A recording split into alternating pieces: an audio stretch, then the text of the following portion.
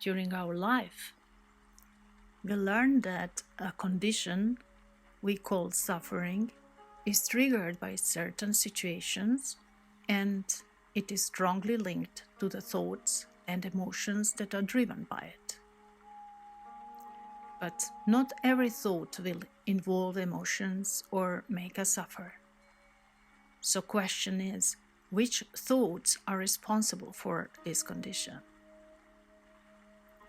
In general, the suffering will be initiated by thoughts that are either coming from recalled past memory or from imagined future scenarios that are most likely never to occur. In other words, we suffer because of our ability to remember and to imagine. We possess the ability to memorize information beyond our personal experience and history. And not only that, we are able to analyze it, combine, and recreate. We also use these faculties as the foundation for further mental formations that mimic real events. With this imagination, our mind has immense capacity to create a fake reality. And such imaginary realities are built up out of stories, dialogues, monologues that often run on our mind screens without interruptions. Unfortunately, these mind formations, even if they are only imaginary and not based on a realistic and personal experience, can trigger strong emotions, in which case they are classified as a threat by our system, and the path to suffering is paved. Whenever our mind creates a personal drama, heartbreaking stories, or horror movies, our condition shifts into suffering. This is why the mind is popularly associated with suffering and is considered an enemy to be defeated.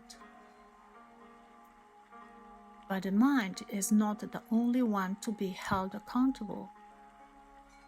Sure, it has a big role in our suffering, but the mind alone is not an entity that works independently and isolated from other processes we are directly or indirectly exposed to.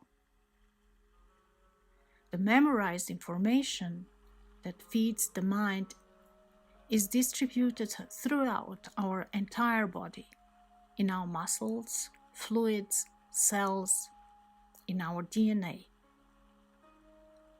In this sense, and taking into account the fact that memory is one of important elements responsible for suffering, we can say that not only the mind, but also the entire system plays its role in evoking suffering.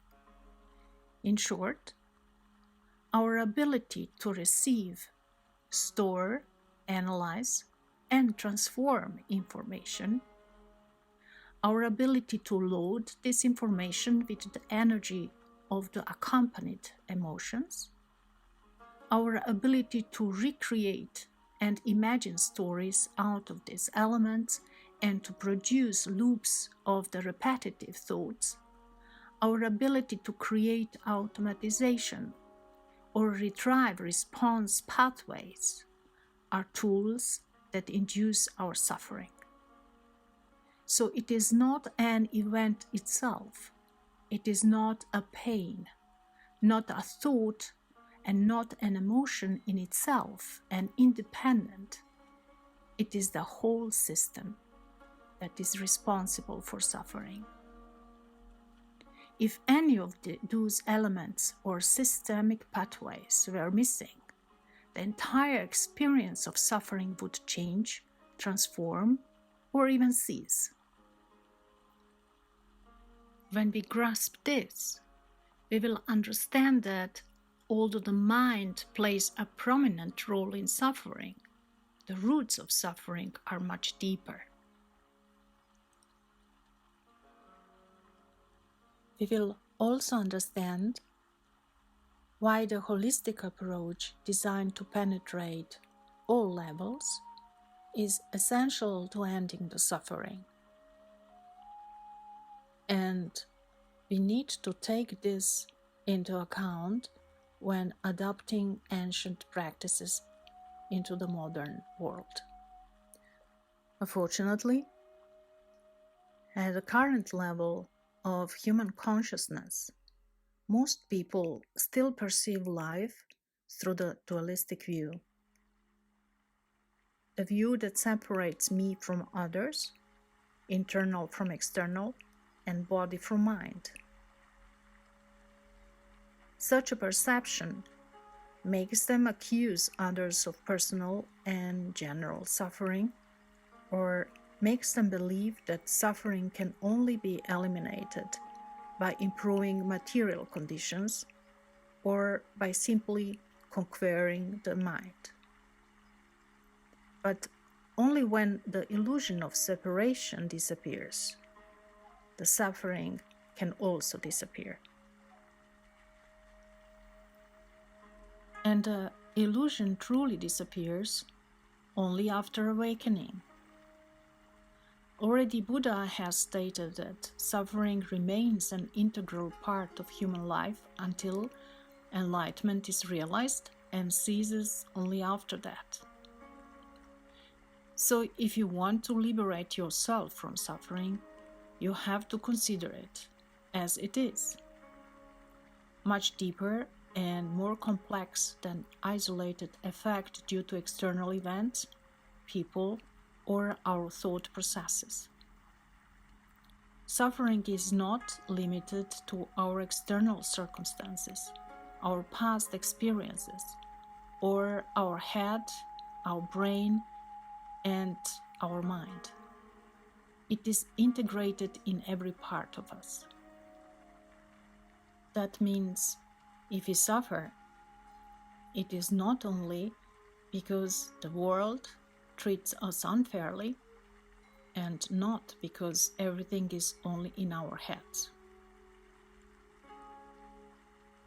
So, regardless of which approach we take to liberate ourselves from the pain of suffering, or to help others, we must embrace wholeness and go beyond the analytical mind.